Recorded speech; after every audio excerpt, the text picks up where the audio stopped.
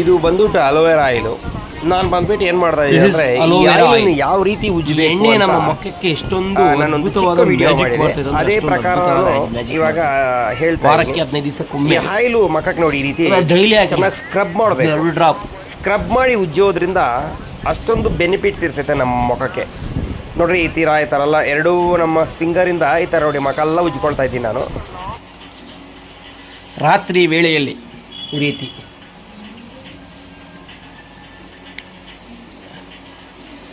ನಾನು ಮೊದಲೆಲ್ಲ ಡೈಲಿ ಉಜ್ಕೊಳ್ತಾ ಇದ್ದೆ, ಒಂದು 5-6 ವರ್ಷಗಳ ಮೊದಲೇ. ಅಂದರೆ ಉಜ್ಕೊಳ್ಳಲ್ಲ. ಇವಾಗ ಈ ರೀತಿ ಮಸಾಜ್ ಮಾಡಬೇಕು.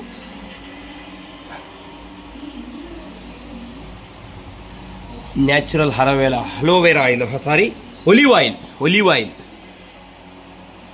ಇದು ಬಂದ್ಬಿಟ್ಟು 100 ml ಬಂದ್ಬಿಟ್ಟು ನೋಡಿರಿ ಇಷ್ಟು ಮಾತ್ರನೇ. ಈ 100 ml ಎಷ್ಟೈತೆ ಇದು 200 ml 250 ರೂಪಾಯಿ ಬರ್ತೈತೆ. ಇದು ಕಾಸ್ಟ್ಲಿ, ಬಟ್ ಇದು ಮಹಾಜ.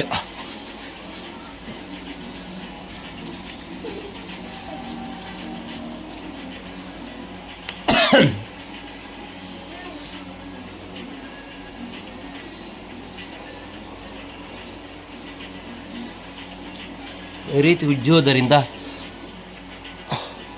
ನಮ್ಮ ಮುಖದಲ್ಲಿ ಆ ರಿಂಕಲ್ಸ್ ಸರ್ಕಲ್ಸ್ ಅವೆಲ್ಲ ಕ್ಲಿಯರ್ ಆಗ್ತೈತೆ. ಡೈಲಿ ಉಜ್ಕೊಂಡ್ರೂ ಬೆಟರೇ. ನೀವು ಡೈಲಿ ಉಜ್ಕೊಳಕ್ಕಾಗಲ್ಲ, ವಾರಕ್ಕೆ 2 ಸತಿ 3 ಸತಿ ಅದು ಉಜ್ಕೊಳ್ಳಿ. 1 person is outlooking is very important ಅಂತ ಒಬ್ಬ ಹಲವಾರು ವರ್ಷಗಳ ಹಿಂದೆ ಹೇಳಿದ್ದ.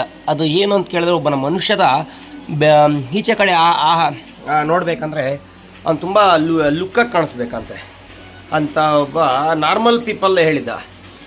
ಈ ಥರ ಡೈಲಿ ನಾವು ಉಜ್ಜೋದ್ರಿಂದ ನಮ್ಮ ಚರ್ಮ ಕ್ಲಿಯರ್ ಆಗಿರ್ತೈತೆ. ಯಾಕಂದರೆ ಪ್ರತಿಯೊಂದು ಇ ವಿಟಮಿನ್, ಡಿ ವಿಟಮಿನ್ ಬೇಕಾಗ್ತದೆ ನೋಡಿರಿ.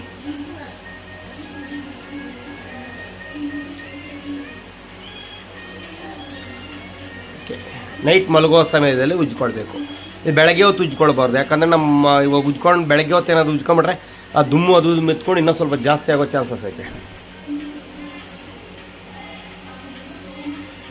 ಓಕೆ,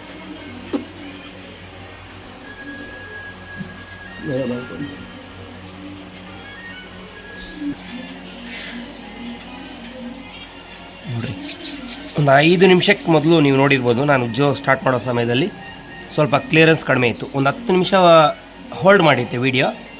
ಆಮೇಲೆ ನೋಡಿದ್ರೆ ನನಗೆ ವ್ಯತ್ಯಾಸ ಕಾಣಿಸ್ತದೆ. ಡೈಲಿ ಉಜ್ಜಬೇಕು. ಓಕೆ, ಬಾಯ್.